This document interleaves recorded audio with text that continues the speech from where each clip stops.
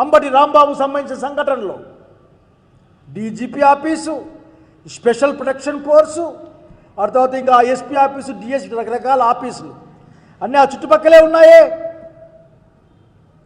కర్రలు పట్టుకొని ఫోటోలు అన్ని పేపర్లో వచ్చాయి, సోషల్ మీడియా తిరుగుతూ ఉన్నాయి. కర్రలు పట్టుకొని కాపలా కాసి కొట్టేయకపోతే మీరు ఎవరికి రక్షణ కల్పిస్తున్నారో నాకు అర్థం కావడంలే.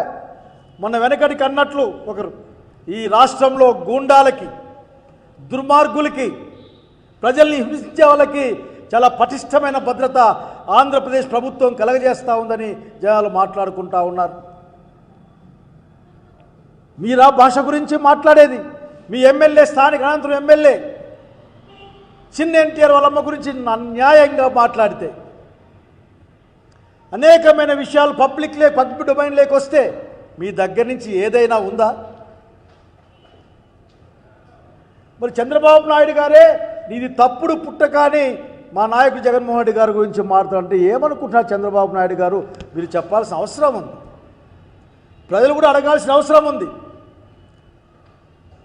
కోట్లాది మందికి ప్రాతినిధ్యం వహించే నాయకుడు జగన్మోహన్ రెడ్డి అంత మాటని, కనీసం పశ్చాత్తాపాన్ని కూడా వ్యక్తం చేయబోగా అక్కడ మీరు మామూలుగా చెప్పుకునే మీ స్నేహితుని కుమారుడు అక్కడున్న సంగతి గుర్తుపెట్టుకొని మీరు మాట్లాడడానికి చేతగాలేదే. మేము చూసుకుంటామని చెప్తున్నారని చెప్తా ఉన్నారు. కొద్దిమంది పోలీస్ అధికారులతో మాట్లాడితే మా చేతులు కట్టేసినారు సార్, మేమేమీ చేయలేం, పైనుంచి ఉత్తర్వులు సార్. దేనికి ఉత్తర్వులు?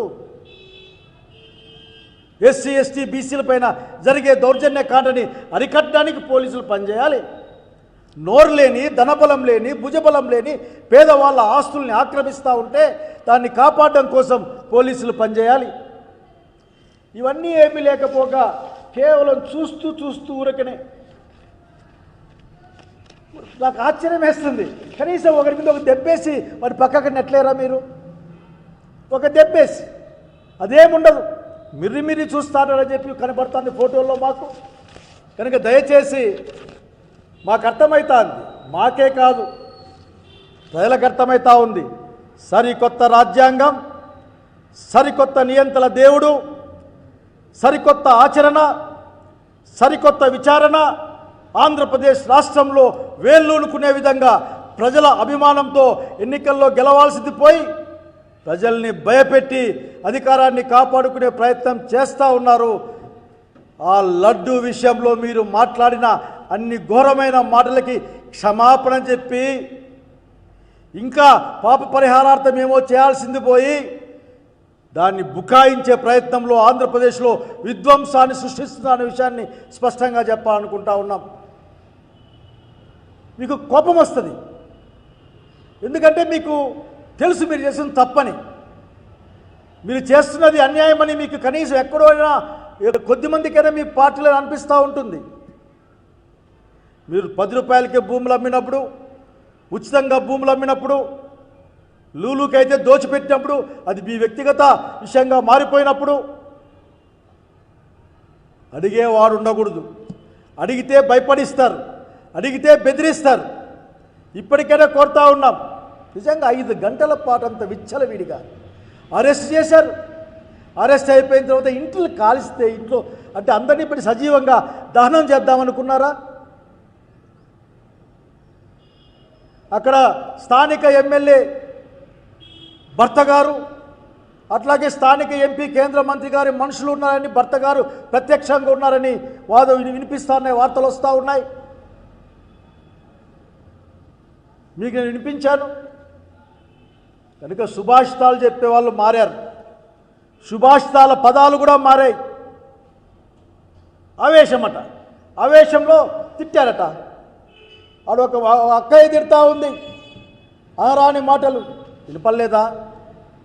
అందుకే మేము మలాంటి వాళ్ళు డిమాండ్ చేస్తూ ఉన్నాం. ఈ రోజున మొత్తం ఆ వ్యవహారంలో ఉన్న అన్ని వీడియోలు కూడా పటిష్టంగా ఫోరెన్సిక్ డిపార్ట్మెంట్ ఎంక్వైరీ చేయించాలి. అంబటి రాంబాబు గారు చెప్తా ఉన్నారు, నాకు ఆ ఉద్దేశం లేదు, నేను మాస్లో ఆవేశంలో ఎమోషన్లో నేను మాస్ తిట్టుకుంటున్న తప్ప నాకు చంద్రబాబు నాయుడు అనే ఉద్దేశం లేదు. చూద్దాం ఆ గ్యాప్ ఎంత ఉందో, ఫోరెన్సిక్లో రిపోర్ట్ తెప్పించుకుందాం. అట్లాగే నేను అడుగుతా ఉంటాను, మీకు అంత నిజంగా ఇప్పటికైనా ఎక్కడైనా సరే ప్రజాస్వామ్య భావనల పట్ల కసింత నమ్మకం ఉన్నా సరే ఒక స్వతంత్ర విచారణ లేక సిట్టింగ్ హైకోర్టు జడ్జితో విచారణ జరిపించమని కోరుతా ఉన్నాం. లేని పక్షంలో ఇదే విధంగా కంటిన్యూ రోజు రోజుకి లేని దాన్ని చల్లగా ఒక ఊరుంటే ఆ ఊరిలో మీరు ఒక శవయాత్ర చేపిస్తారు, ప్రశాంతంగా ఒక వీధి ఉంటే అక్కడ మీరు ఫ్లెక్సిబిలిటీ చెప్పులతో కొట్టిస్తారు. ఏంటిది? ఈ ఎమోషన్స్ పెంచడం, ఆవేశాలు పెంచడం, మీరు ఈ రాష్ట్రానికి చేస్తున్న ద్రోహం గురించి ప్రజలు మాట్లాడుకోవడం మానేస్తారనేది మీ భ్రమల్లో బతుకుతూ ఉన్నారు మీరు. ఇప్పటికైనా చెప్తా ఉన్నాం మేము, మీ యొక్క వికృత రాజకీయ క్రీడను మానేయండి. ఏది న్యాయమో ఏది ధర్మమో ఏం జరిగిందో లెట్ ఇట్ బి ఒక ఇండిపెండెంట్ ఆర్గనైజేషన్తో కానీ ఒక సిట్టింగ్ జడ్జితో కానీ ఎంక్వైరీ చేయించండి. అంబటి రాంబాబు మీదకైతే పోయారు, మరి ఆ ముగ్గురు ఏం చేశారు? ఆయన ఏదో ముక్కు మూసుకొని యాగాలు చేసుకుంటా ఉంటే అతని ఇంటి మీద దాడి ఎట్లా సమర్థించుకుంటారు మీరు? కనుక శుద్ధులు చెప్పేటప్పుడు ఒక్కసారి నేను అందరినీ కోరుతా ఉన్నా, ఎవరైతే ఈ ఇష్యూలో ఉన్నారో మీరు మీ లైబ్రరీకి వెళ్ళండి. చాలా పెద్ద లైబ్రరీ ఉండే అవకాశం ఉంది తెలుగుదేశం పార్టీ ఆఫీసులో. మీ వాళ్ళ యొక్క సుభాషితాలు, మీ వాళ్ళ యొక్క మంచి పదాలు, మీ వాళ్ళ యొక్క భాష వినండి. వింటే మీకు అర్థమవుతుంది. లేని దాన్ని పెంచి చివరికి రాష్ట్రాన్ని అల్లకల్లోలంగా మార్చే మీ ఆలోచనను మానేయమని సవినయంగా రాష్ట్ర ముఖ్యమంత్రి గారిని కోరుకుంటా ఉన్నాను.